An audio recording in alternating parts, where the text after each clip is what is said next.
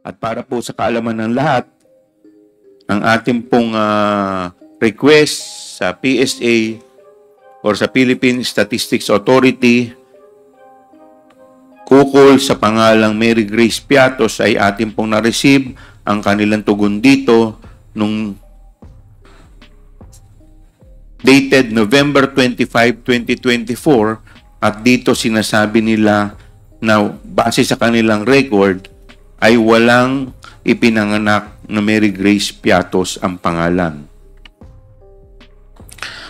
Alinsunod dito, tayo po ay sumulat upang isumite ang 677 pang pangalan na nakalagay sa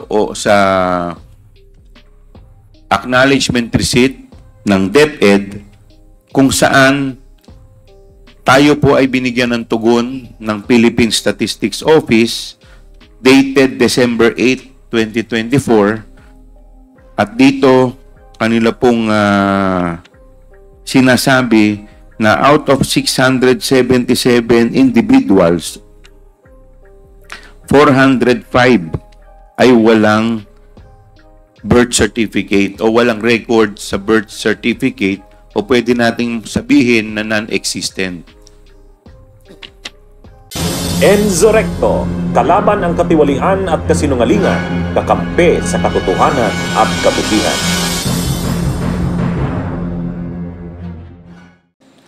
Matapos ang mga buwan ng masusing pagdinig at talakayan, marami na tayong natuklasan ng mga issue at gayon ay marami na rin po tayong nalaman ukol sa mga pangangailangan ng ating batas at regulasyon. Malayo na ang narating natin, ngunit alam pa rin natin na marami pa tayong kailangang busisiin. Isa sa mga pangunahing tungkulin ng Kongreso ay ang bumuo ng mga batas na tunay na maglilingkod sa ating bayan. Ang ating layunin ay hindi lamang lumikha ng mga batas, kundi bumuo ng mga batas na tunay na sumasailalim sa pangangailangan at hangarin ng bawat Pilipino. Sa bawat hearing tayo ay naglalakbay sa mga sulok ng ating mga batas, nagiging mata at tenga ng ating mga kababayan.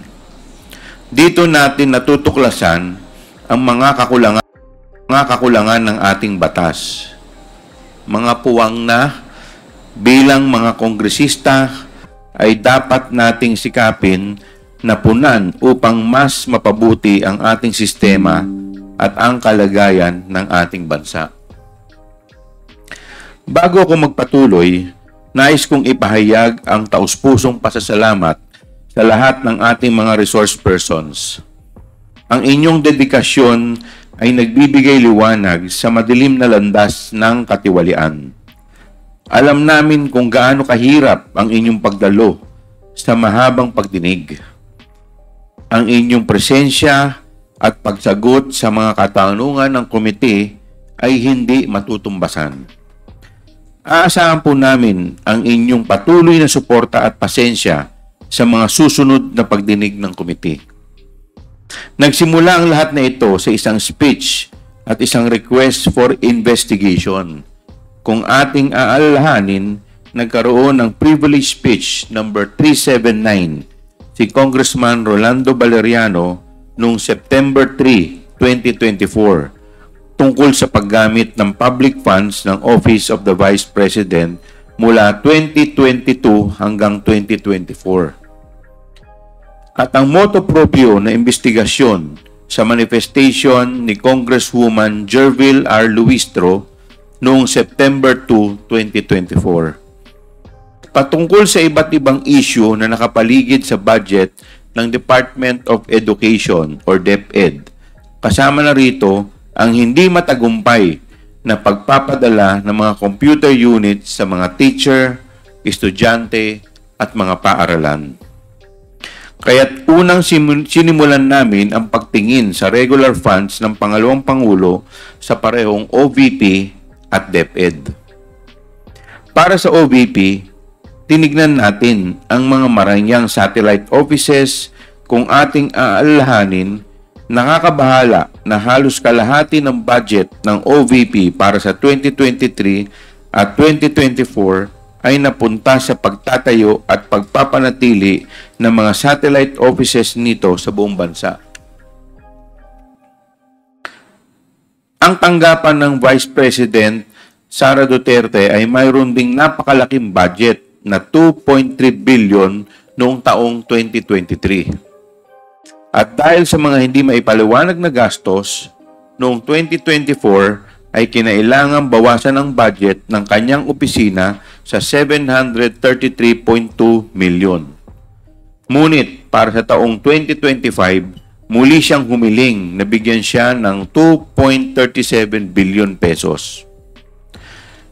Tungkol naman sa DepEd, sa panahon na siya ay secretary, lumitaw ang mga pulang bandila sa procurement ng mga laptop para sa DepEd computerization program tulad ng rig bidding at pagsasabuatan ng mga bidders.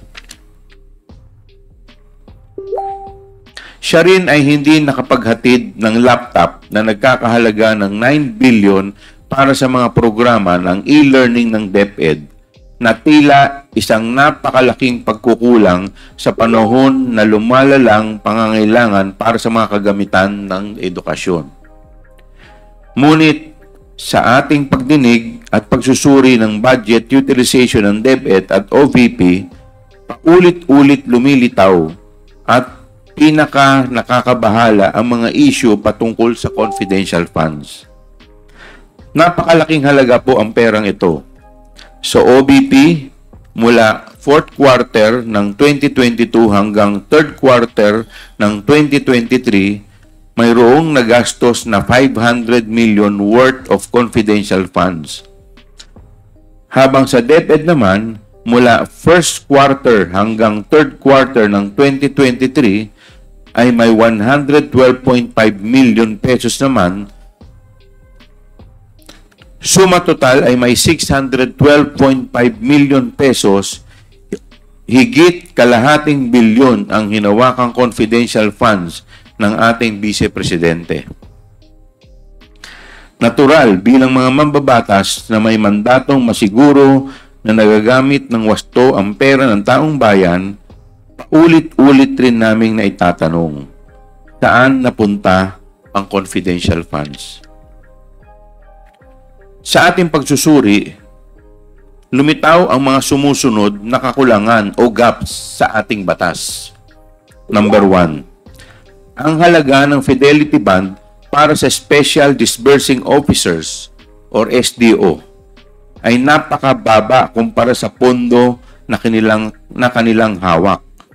Tulad ni SDO Gina Acosta na may approved amount of bond na 8 million pesos pero ang kanyang amount of accountability ay 500 million pesos. Si SDO Edward Fajarda naman ay may approved amount of bond na 4 million pesos pero ang kanyang amount of accountability ay 50 million pesos. Pagpapatibay ng mga patakaran ng COA tungkol sa budget at mga technical resources. Pangatlo, pinaka nakakabahala rin ay tila walang maayos na sistema o paraan upang masiguro o ma-check o audit ng COA na nasa wasto ang paggasta ng mga confidential funds. At ikaapat, malinaw na mga alituntunin sa mga detalye na dapat isama sa physical and financial plan na dapat ding suriin ng mga ahensya ng pambansang gobyerno at hindi lamang sa Department of Budget and Management. Gayon din, ang kinakailangan ng pagsusumiti ng mas detalyadong ulat under oath ng mga accomplishment and liquidation reports kasabay na ang mga ebidensya ng accomplishment na ito. Sa terminong confidential ay tila ginagamit bilang isang panakip upang itago ang katotohanan mula sa atin. Para sa kaalaman ng lahat, ang confidential funds ay hindi discretionary allowance o funds ng isang ahensya. Hindi siya secret funds. Siguro po, panahon na upang harapin natin ang katotohanan na hindi lahat ng mga nahalal o nalalagay sa posisyon sa gobyerno ay pwedeng basta-bastang pagkatiwalaan. Kailangan pa rin ng safeguards pati sa confidential funds sapagkat hindi maiiwasan na may mga nagtatangkang gamitin ang pagka-confidential nito upang itago ang impormasyon at pag-aabuso sa tiwala ng taong bayan. Ginagamit nila ang salitang confidential upang magbigay sa atin ng peking ilusyon na kahit ito'y lihim, ang mga pondo ay ginastos ng tama. Ngunit bakit kailangan pa itong itago sa mga taong tunay na nagpondo nito? Ang mamamayang Pilipino ay may karapatan malaman kung saan napunta ang kanilang pinaghirapang pera. Para sa akin, kapag nagamit ng confidential funds para sa kanilang layunin, wala nang dahilan upang hindi maging bukas at maging transparent. Walang mawawala kung sila'y mag-uulat kung paano ginastos ang mga pondo dahil tapos na rin naman na yung confidential operations kung saan ito pinaggamitan. Sa ngayon, naghahanda na po kami ng 2 batas upang masolusyonan ang ilan sa mga pagkukulang na natuklasan natin. Una, an act regulating the allocation and utilization of confidential and intelligence funds imposing penalties for misuse and misappropriation o ang Confidential and Intelligence Funds Act. Pangalawa, an act regulating special disbursing officers and imposing penalties for misappropriation o ang act regulating SDOs. Sa Confidential and Intelligence Funds Act, layunin naming tugunan ang tila maluwag na alituntunin batay sa Joint Circular No. 2015-01. Sa mga hearing, nakita natin na pinapayagan ang mga resibo na may pirma lamang at hindi mabasang sulat kamay mula sa mga hindi nakikilalang tao bilang patunay ng liquidation. Panahon na upang magpatupad ng mas mahigpit na mga alituntunin sa paggamit ng mga confidential fund para sa mga confidential na gastos. Bagamat mahalaga ang mga confidential funds para sa pambansang seguridad, dapat itong balansehin sa tungkulin ng gobyerno na protektahan ang paggamit ng pampublikong pondo at ipatupad ang kinakailangang pagbabago sa batas, kaya taimtim naming hinihiling ang pag-aproba ng panukalang batas na ito. Samantalang ang Act Regulating Special Disbursing Officers and Imposing Penalties for Misappropriation, layunin nitong palakasin ang proteksyon ng pera ng bayan dahil ito ay madaling maging target ng mga head of agencies at special disbursing officers na abusuhin ang paglabas ng pondo sa milyong-milyong halaga at bilyon-bilyon na walang wastong liquidation at walang takot sa parusa. Muli rin naming bibisitahin ang mga patakaran ukol sa fidelity bonds at ang inaprubahang halaga ng bond ng mga HOAs at SDOs dahil nakita naman natin kung gaano kalaki ang pagkakaiba nito na tila nawawala na ang kabuluhan, ang layunin ng pagpapataw ng bond mula sa simula. Bagamat marami pa ring katanungan tungkol sa confidential funds, sapat na ang ating natuklasan para magampanan ang ating mandato na gumawa ng batas para sa ikabubuti ng ating bansa. Ngunit hindi tayo titigil sa ating pag-iimbestiga sapagkat ang confidential fund ay isang bahagi na lamang ng budget ng OVP at ng DepEd. Marami pa tayong kailangang busisiin at suriin upang matukoy kung ano pang aspeto ng paggamit ng pera ng bayan ang kailangang punan ng batas. At para po sa kaalaman ng lahat, ang ating pong request sa PSA or sa Philippine Statistics Authority ukol sa pangalang Mary Grace Piatos ay ating pong na-receive ang kanilang tugon dito nung dated November 25, 2024, at dito sinasabi nila na base sa kanilang record ay walang ipinanganak na Mary Grace Piatos ang pangalan. Alinsunod dito, tayo po ay sumulat upang isumite ang 677 pang pangalan na nakalagay sa acknowledgement receipt ng DepEd, kung saan tayo po ay binigyan ng tugon ng Philippine Statistics Office dated December 8, 2024, at dito kanila pong sinasabi na out of 677 individuals, 405 ay walang birth certificate o walang record sa birth certificate, o pwede nating sabihin na non-existent.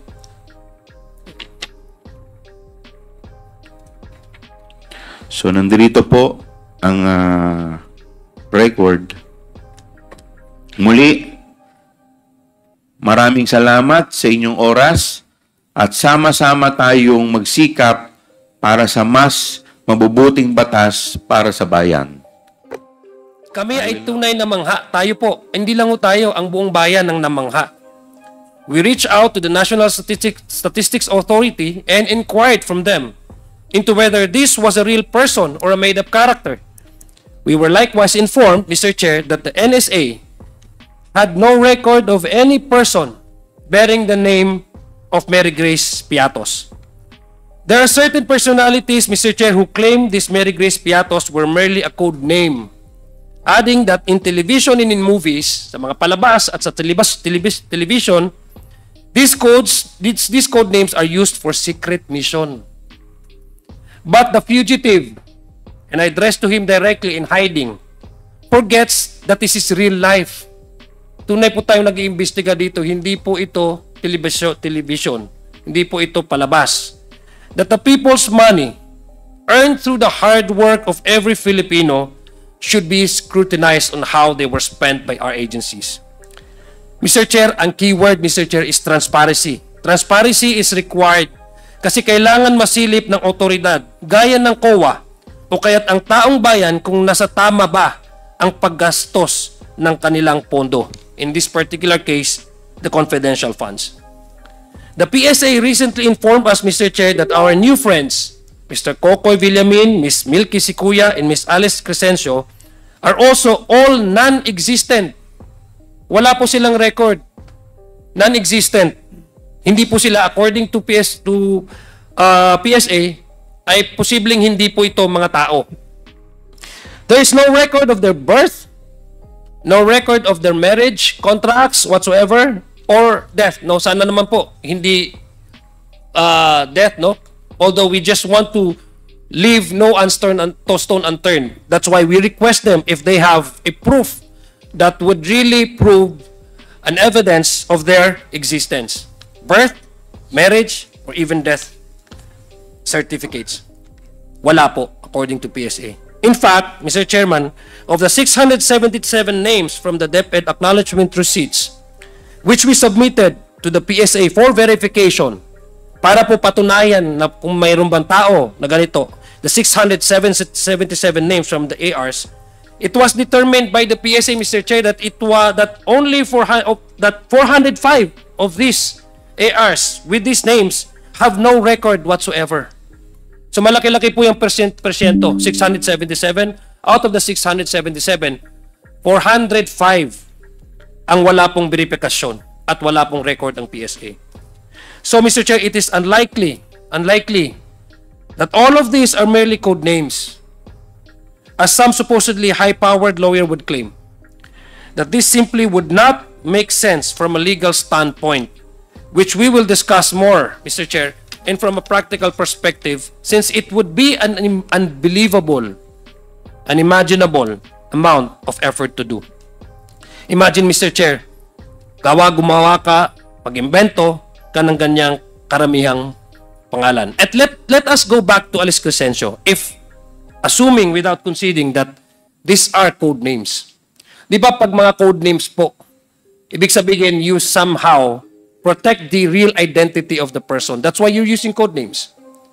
Itatanungin ko po, ilang beses silang kumukuha ng code names sa sina-assign sa isang tao? Halimbawa, si Alice Crescencio, 3 beses pumirma sa magkakaibang lugar ng ARs.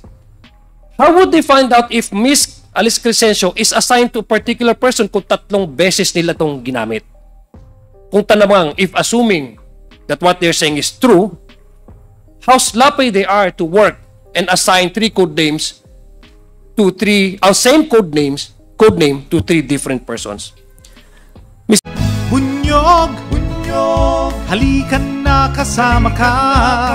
Bunyog, kapag buklod ay may pag-asa. Luzon, Visayas, Mindanao, isa ang pananaw.